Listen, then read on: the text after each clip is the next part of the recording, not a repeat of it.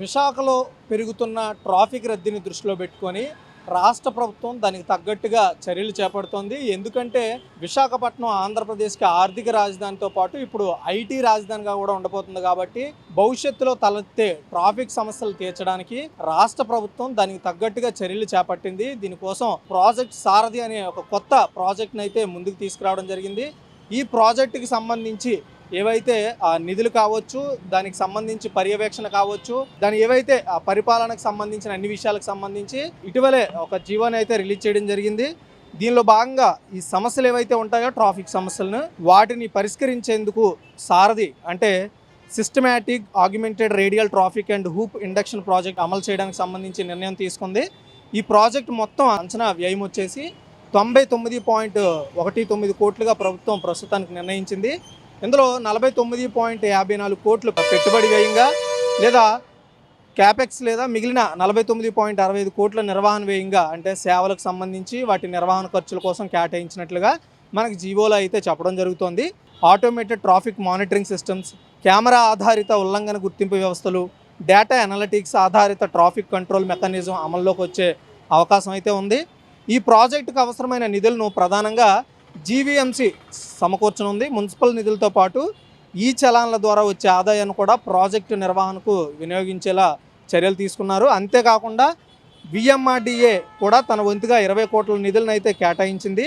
ప్రతి 6 నెలలకు ఒకసారి ఈ ప్రాజెక్టుకి సంబంధించి చెల్లింపులు ఎలాంటి ఇబ్బందులు లేకుండా విడుదల చేసే విధంగా ప్రభుత్వం స్పష్టమైన ఆర్థిక ప్రణాళికలను అయితే రూపొందించడం జరిగింది. ప్రాజెక్టు అమలును పర్యవేక్షించేందుకు జిల్లా కలెక్టర్ అధ్యక్షతన జిల్లా స్థాయి కమిటీని ఏర్పాటు చేయడం జరిగింది. ఈ కమిటీలో కలెక్టర్ ఉంటారు, అదేవిధంగా జీవీఎంసీ కమిషనర్ ఉంటారు, ట్రాఫిక్ పోలీసులు అధికారులు, జీవీఎంసీ అధికారులతో పాటు రవాణా శాఖ ప్రతినిధులు, అంతేకాకుండా ఏపీఎస్ఆర్టీసీ నుండి కూడా కొంతమంది అధికారులు ఇందులో సభ్యులుగా ఉంటారు.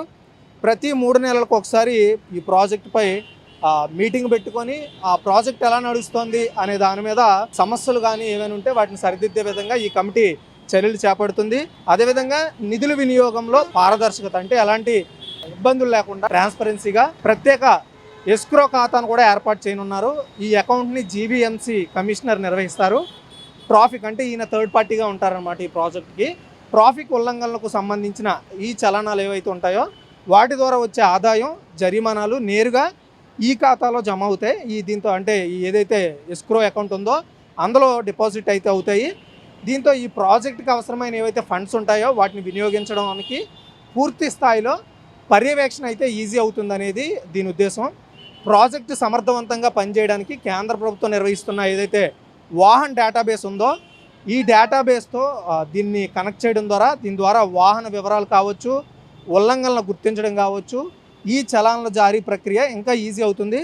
అలాగే ప్రాజెక్టు సంస్థలకు పనులు పురోగతి మైలురాయిలు అంటే ఎవరైతే ప్రాజెక్టుకి సంబంధించిన కాంట్రాక్ట్ ఇస్తారో ఆయన ఏ విధంగా కాంట్రాక్ట్ వర్క్స్ జరుగుతున్నాయి అంటే మధ్యలో కావచ్చు, ఫైనల్గా కావచ్చు, ఏ విధంగా జరుగుతున్నాయి అనేది ప్రాజెక్ట్ జరుగుతున్న తగ్గట్టుగా చెల్లింపులు చేయడం. ప్రాజెక్ట్ అయిపోయిన తర్వాత కాంట్రాక్ట్ వర్క్ అయిపోయిన తర్వాత చెల్లింపులు కాకుండా స్టార్టింగ్, మిడిల్, ఎండింగ్ ఈ విధంగా పేమెంట్లు చేసే విధంగా చర్యలు చేపట్టారు. దీని ద్వారా క్వాలిటీ అవుట్పుట్ ఇచ్చే విధంగా నిర్ణయాలు తీసుకుంది ప్రభుత్వం.